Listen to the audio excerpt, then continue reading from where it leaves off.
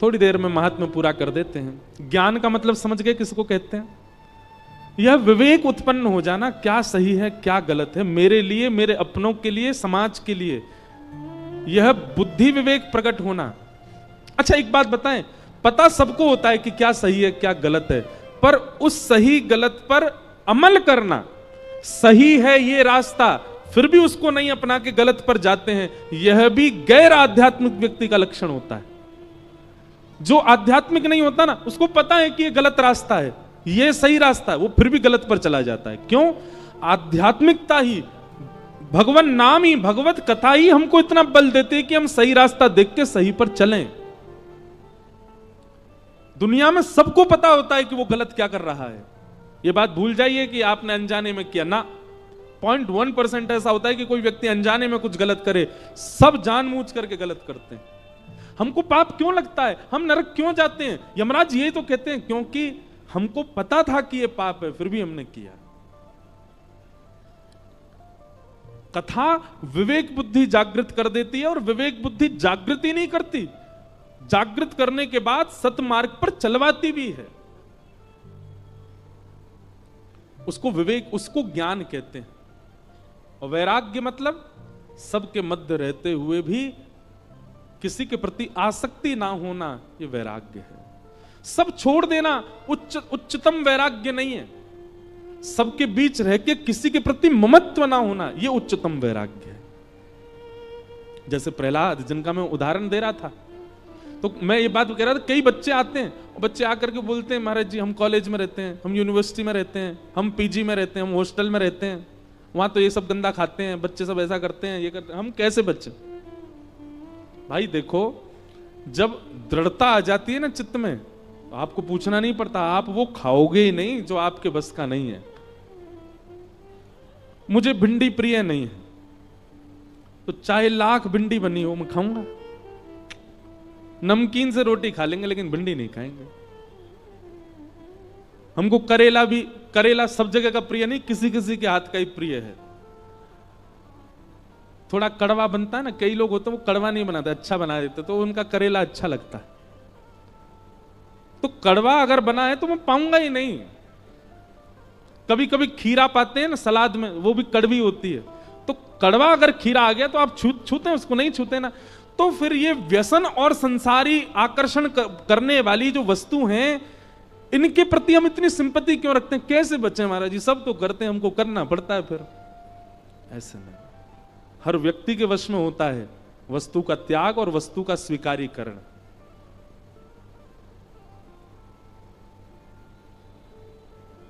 हम विदेश में रहते हैं, ऐसा, ये सब बहाने हैं।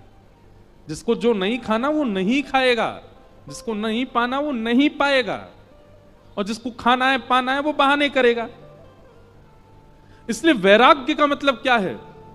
सब वस्तुओं के बीच में रहते हुए भी उनके प्रति आसक्ति ना होना, यही वैराग्य है। और ये दोनों कथा हमको, कथा ही निपुण करती है इन दोनों में।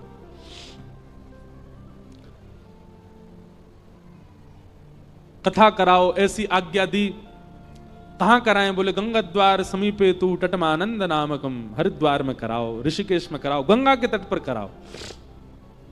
गंगा के तट पर भागवत की कथा हुई, सनत कुमार वहां व्यास बनकर के आए, अनेक जन पधारे, हजारों की तादाद में देवी देवता ऋषि महाऋषि सब लोग कथा सुनने के लिए आए।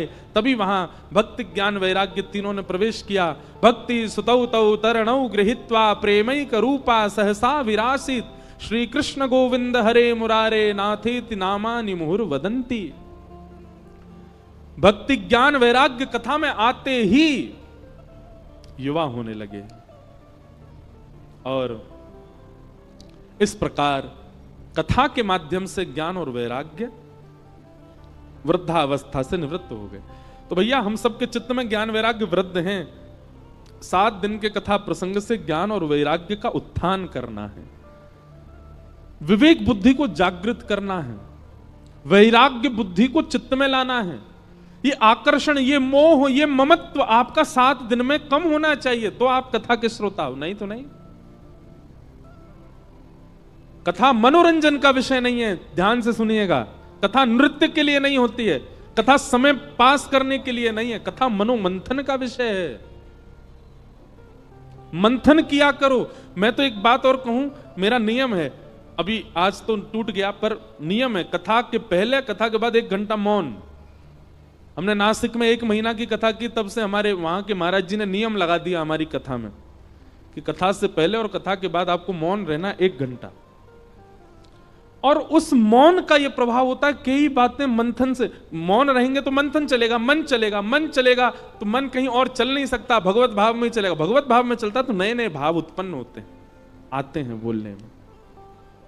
श्रोताओं को भी चाहिए, कथा से पहले तो नहीं, पर कथा के बाद थोड़ी देर मौन रहो, किसी से मिलो जुलो नहीं, कुछ करो नहीं, एकांत में बैठ करके थोड़ा चिंतन करो, क्या सुन रहे थे हम आज। वो मंथन आपके चित्त को नवनीत प्रदान करेगा। मंथन से ही नवनीत आता है। किसी को मथो तो मथने पर उसका सार ऊपर आ जाता है। जैसे वस्तु को मथोगे तो उसमें से अग्नि आएगी, मतलब अग्नि सब जगह है, मथने की देरी है, प्रकट हो जाएगी। दही को मथो, मक्खन ऊपर आ जाएगा। ऐसे मन को मथने पर नवीन भाव उत्पन्न होते हैं, प्रेम उत्पन्न होता है, ज्ञान उत्पन्न होता है, वैराग्य उत्पन्न होता है। और जब ये सब उत्पन्न होते हैं, ये सब नवनीत के समान, नवनीत यानी मक्खन के समान है। किसी दिन आपके चित्त के भाव का हरण करने ही श्याम सुंदर आ जाएंगे, क्योंकि आपने मथा बहुत है अपने आप को। इसलिए मंथन करो, चिंतन करो। क्या कहते हैं व्यास जी? हमारे कई कथा के ऐसे ऐसे श्रोता हैं, हर कथा की इतनी मोटी मोटी थीसिस बनाते हैं। वो एक वाक्य को उस पर चिंतन करके कितने भाव लिख देते हैं। कई सारे श्रोता भी ऐसे हो गए, अच्छा लगता है। वो उन्हीं के काम आने वाली चीज है, मेरे काम नहीं आना है, उसी के काम आएगा। पर दुर्भाग्य है, हजारों की भीड़ आती है कथा में, बदलते 10 ही हैं बस। लाखों की भीड़ आती कथा में, बदलते 100 ही हैं बस। हमारे पिताजी कहते हैं, भीड़ कितनी ये बड़ी बात नहीं, सुनने वाले कितने ये बड़ी बात है, समझने वाले कितने ये बड़ी बात है, बदलने वाले कितने ये बड़ी बात है। स्कूल में तो 4000 बच्चे पढ़ते हैं, पर आईएएस ऑफिसर 1 या 2 ही निकलते हैं। 4000 बच्चे एक साथ अटेंडेंस करते हैं स्कूल में, पर डॉक्टर 5 ही निकलते हैं। 4000 बच्चे जाते हैं स्कूल, पर कोई ऊंची श्रेष्ठ पदवी पर निकलने वाले उनमें से 5-6 ही होते हैं। 4000 बच्चे जाते हैं स्कूल, उन 4000 में से दूषित कर्म करने वाले, गलत खाने वाले, गलत पान करने वाले, उल्टे सीधे कामों में पड़ने वाले 400 निकलते हैं। कथा में आना बड़ी बात नहीं है, कथा में तो बहुत लोग आते हैं। कथा से सीख करके जाना बड़ी बात है, कथा से स्वयं को परिवर्तित करके जाना बड़ी बात है। नहीं तो आप समय व्यर्थ कर रहे हो यहां बैठ करके। इसलिए भैया ज्ञान और वैराग्य दोनों उत्पन्न होने चाहिए अंतिम दिन तक कथा के, नहीं तो आपका कथा सुनना और मेरा सुनाना दोनों व्यर्थ हो जाएगा। हमारे पूज्य नाना जी एक बात कहते थे, लाला व्यास बनना बड़ो आसान काम है, पर व्यास के ऊपर दायित्व बहुत बड़ा है। मैंने कैसे नाना जी? तो हमारे नाना जी कहते, हम व्यासों से भी पूछताछ तो होगी, तो तुमको व्यास बना के भेजा था, और तुम्हारे पूरे जीवन को अगर देखें तो तुमने कम से कम, नहीं तो अब तो बहुत भीड़ आती है कथा में, तो उस अनुसार लगा लें अगर अनुमान, मान लो संपूर्ण जीवन में 50 लाख लोगों को कथा सुनाई। अब तो लाइव में भी सुनते हैं तो उस अनुसार तो, और मान लो 1 करोड़ लोगों को कथा सुनाई अपने पूरे जीवन में। ब्रह्मा जी कहेंगे तुम्हारी कथा में आने वाले लोगों की संख्या थी 1 करोड़ पूरे जीवन में, लेकिन परिवर्तन हुआ केवल 150 का। तो बचे हुए जो 1 करोड़ में से 150 हट करके जितने बचे, वैसे इतने कम तो नहीं होंगे, 1000-1500 तो बदल ही जाएंगे।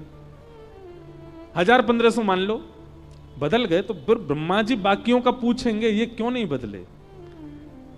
अब उस समय अगर हम, जैसे स्कूल में क्लास में 40 में से 5 बच्चे पास, बाकी के फेल, तो प्रिंसिपल बुला लेगा टीचर को, क्या पढ़ाते हो तुम, सारे बच्चे फेल हो गए तुम्हारी क्लास के। ऐसे ही वक्ता को भी जवाब तो देना पड़ेगा। हमारे नाना जी कहते थे, या हमारे लाला जितनो है सके कथा में इस भाव को रखा करो कि लोग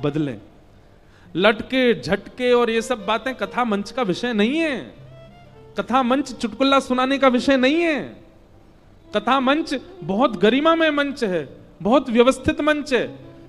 जितनी ज्यादा भीड़ उतनी चिंता होनी चाहिए व्यास को, वो पीछे बैठे वाले व्यक्ति को समझ आ रहा है कि नहीं, वो परिवर्तित होगा कि नहीं, इस चिंता में आकर के कथा सुनावे तो उसका कथा सुनाना सार्थक है, नहीं तो नहीं। ऐसी भाव।